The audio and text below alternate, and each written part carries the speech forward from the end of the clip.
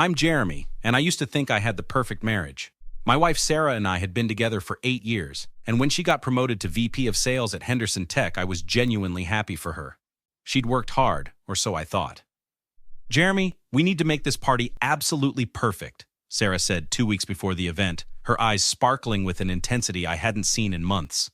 Marcus will be there, and I want to impress him. Marcus? Your new boss? I asked, helping her sort through catering options. Yes, he's been so supportive of my career, she replied quickly. He believes in me. That's great, honey, I said, though something in her tone felt off. I'm proud of you. The party was at our house, a sprawling backyard event with about 50 guests. Colleagues, friends, family. My sister Lisa pulled me aside early in the evening. Is it just me, or does Sarah seem different lately? Lisa asked, sipping her wine. Different how? I responded, watching Sarah laugh loudly at something Marcus was saying across the yard. I don't know. More distant, and she's been dressing differently, Lisa observed. She got a promotion. People change when they move up, I said, but Lisa's words stuck with me. Marcus arrived fashionably late, a tall man in his 40s with silver hair and an expensive suit. Sarah's face lit up when she saw him. Marcus, you made it! She exclaimed, rushing over to hug him. The hug lasted a beat too long. Wouldn't miss it, Sarah, Marcus said smoothly. You've earned this celebration. As the evening progressed, Marcus took the makeshift stage we'd set up. He tapped the microphone and the crowd quieted. Good evening, everyone. I'm Marcus Chen, Sarah's new boss at Henderson Tech, he began, his words slightly slurred. He'd been drinking. I want to talk about how Sarah earned this promotion. I smiled, expecting the usual corporate praise. Sarah has been very dedicated, Marcus continued, and something in his tone made my stomach drop. She spent countless late nights at the office with me. Very late nights. He laughed, and a few people in the crowd exchanged uncomfortable glances. Sarah's face had gone pale. She was frantically making cutting motions at her throat, trying to get Marcus to stop. In fact, just last month during our trip to Seattle, Marcus started. Thank you, Marcus, Sarah interrupted loudly, practically running to the stage. That's enough. Let's get back to the party. But the damage was done. I felt like someone had punched me in the gut. Trip to Seattle? She'd told me that was a solo conference. My friend Derek approached me. Jeremy, man, are you okay? I need to talk to Sarah, I said quietly. Maybe wait until tomorrow, Derek suggested. You've got a house full of guests. I spent the rest of the party in a daze, watching Sarah avoid both Marcus and me. When the last guest left at midnight, I confronted her in our kitchen. What trip to Seattle? I asked directly. Jeremy, you're being ridiculous, Sarah said, not meeting my eyes. Marcus was drunk. He was confused. Was he? I pressed. Because he seemed pretty specific about late nights at the office. We work on projects together. That's what VPs do, she snapped. God, you're so insecure. I'm insecure? Your boss just implied you're sleeping with him at your promotion party. My voice rose. He implied nothing. You're hearing what you want to hear. Sarah grabbed her purse. I'm staying at my mother's tonight. I can't deal with your jealousy right now. She left me standing in our kitchen, surrounded by empty glasses and the wreckage of what I'd thought was a celebration. The next morning I called Lisa. I need your help, I told her. Something's very wrong, and I need to find out what. Lisa arrived at my house within an hour, bringing coffee and a determined expression. Tell me everything that happened last night, she said, sitting across from me at the kitchen table. I recounted Marcus's speech, Sarah's reaction, and her defensive anger afterward. She's staying at her mother's, won't answer my calls. Jeremy, I hate to say this, but I think you need to look at your finances, Lisa said carefully. I saw Sarah wearing a Cartier bracelet yesterday. That's like $10,000. What? I didn't buy her that, I said, feeling my heart race. Exactly, Lisa replied. I didn't want to mention it, but she's been wearing a lot of expensive new clothes lately. Where's that money coming from? I opened my laptop and logged into our joint account. Everything looked normal at first, but then I checked my business account. My small consulting firm had a healthy balance, but when I looked at the transaction history, my blood ran cold. There are transfers here I didn't authorize, I said, scrolling through. $1,500 here, $2,000 there, $5,000 to a luxury retailer. Lisa, there's over $40,000 missing. You need a lawyer, Lisa said immediately, and probably a private investigator. By Monday afternoon, I was sitting in attorney David Morrison's office. He was a divorce lawyer my friend had recommended. Sharp, experienced, and no nonsense. Mr. Reynolds, what you're describing suggests both marital infidelity and possible embezzlement, David said after I explained the situation. Do you have access to all your accounts? Yes, everything's in my name or joint. The business account is mine alone, I replied. Good. Don't let her know you're investigating. We need to document everything first, David advised. I'm going to recommend a private investigator, Rita Patel. She's excellent. I met Rita the next day at a coffee shop. She was a petite woman in her 50s with intelligent eyes and a direct manner. Mr. Reynolds, I need you to tell me everything about your wife's schedule, her habits, where she goes, Rita said, pulling out a tablet. I explained Sarah's routine, or what I thought was her routine. She says she works late 3 times a week, usually comes home around 9. And these late nights started when? Rita asked. About 6 months ago, right when Marcus became her boss, I realized. Okay, I'll start surveillance tomorrow, Rita said. Don't confront her, don't change your behavior. Act normal if she comes home. Sarah did come home that Wednesday, acting like nothing had happened. Jeremy, I think we both overreacted, she said smoothly. Marcus was drunk and rambling. I was embarrassed, and you were jealous. Can we move past this? Every instinct screamed at me to confront her, but I remembered David's advice. Yeah, maybe we did overreact. Good, she said, kissing my cheek. I have to work late tomorrow, but Friday let's have a nice dinner together. The following week, Rita called me. Jeremy, we need to meet. I have photos and video. In Rita's office, she spread out surveillance photos. Sarah and Marcus entering a hotel, leaving together the next morning, shopping together at high-end stores, having dinner at expensive restaurants. I've documented 15 instances over the past 10 days, Rita said. But there's more. I checked the credit card statements you provided. Your wife has been spending your business money on gifts for Marcus. I found receipts. David joined our meeting via video call. Jeremy, with this evidence, we can file for divorce on grounds of adultery and pursue criminal charges for embezzlement. The business account was yours alone. She had no authorization to use those funds. What do I do now? I asked, feeling numb. We confront them with evidence, file paperwork, and make sure she faces consequences, David said firmly. Are you ready for that? I looked at the photos of my wife with another man, at the financial records showing her theft. Yes, I'm ready. David arranged a meeting at Henderson Tech's corporate offices. Sarah thought we were coming to discuss reconciliation. She had no idea David and Rita would be there with documentation. We sat in a conference room. Me, David, Rita, Sarah, Marcus, and Henderson Tech's HR director, Patricia Walsh. What's going on? Sarah asked nervously when she saw David and Rita. Jeremy, who are these people? Sarah, Marcus, this is my attorney David Morrison and private investigator Rita Patel, I said, my voice steady. We're here to address some serious issues. Marcus shifted uncomfortably. I don't understand. Patricia, what is this? Patricia opened a folder.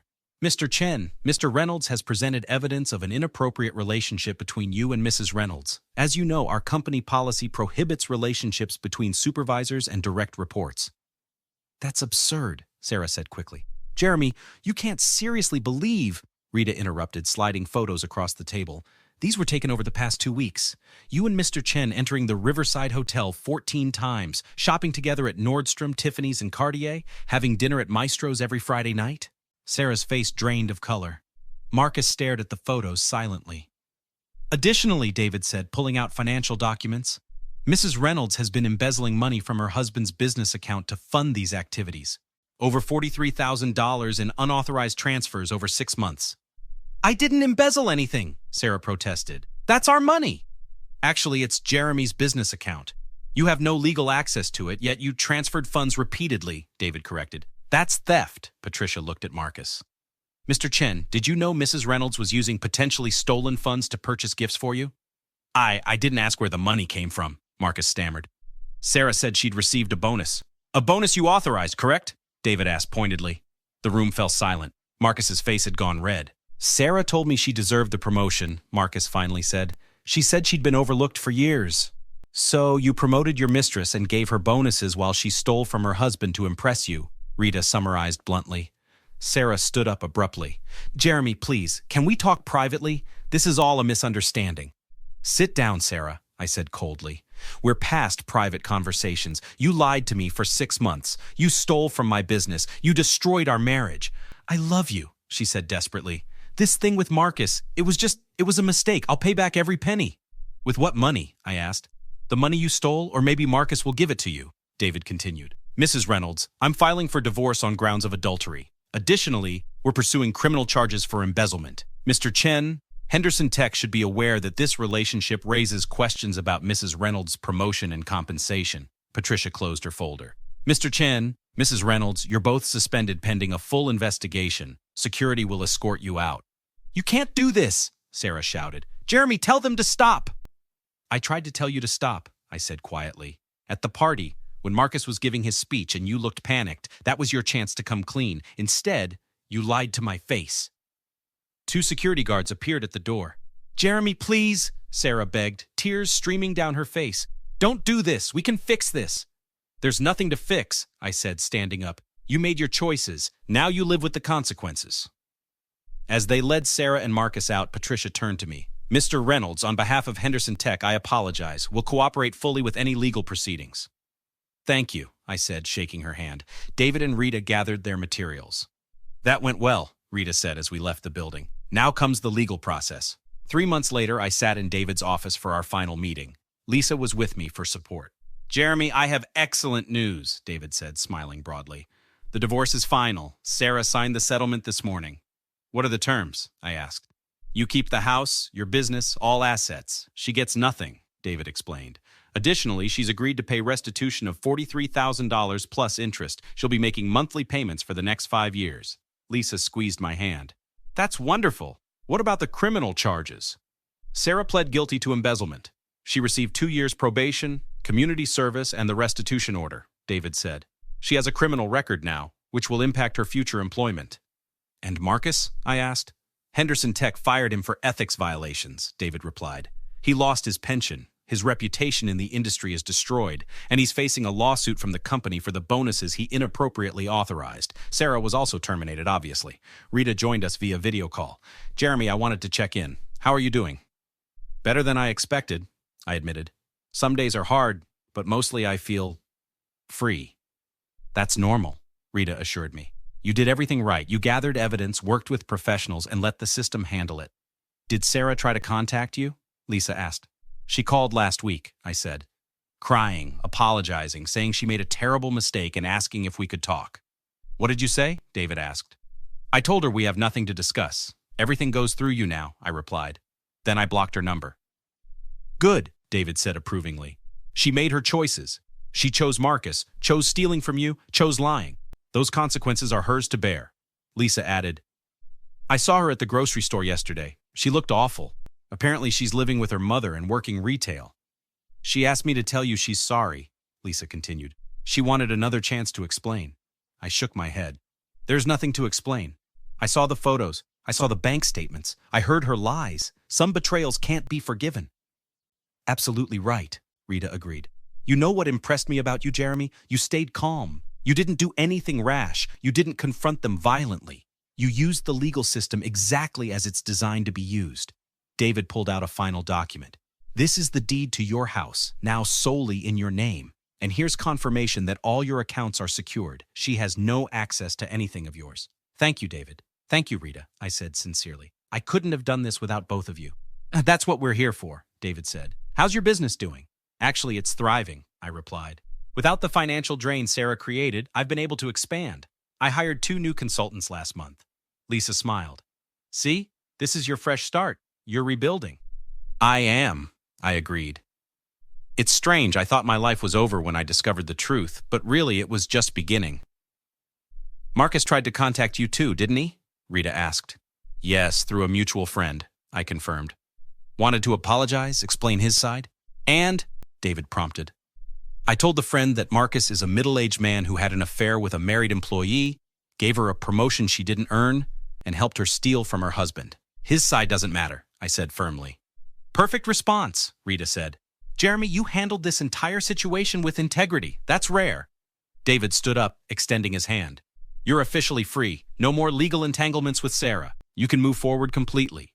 As Lisa and I left David's office, she hugged me. I'm so proud of you, little brother. You could have let this destroy you. Instead, you fought back the right way. It wasn't easy, I admitted, but it was necessary. Sarah made her choices. I just made sure she faced the consequences. What will you do now? Lisa asked as we walked to our cars. Keep building my business. Maybe start dating eventually. Mostly, just enjoy the peace, I said. For the first time in months, I can breathe. That night I sat in my house now, not ours, and reflected on everything. Sarah had tried to destroy my life, steal my money, and gaslight me into thinking I was paranoid. But by staying calm, gathering evidence, and working with professionals, I'd turned the tables completely. Justice isn't about revenge, it's about accountability. Sarah and Marcus learned that the hard way. Have you ever discovered someone you trusted was betraying you all along? What would you have done in my situation? Like and subscribe for more stories about people who refused to be victims and fought back the right way.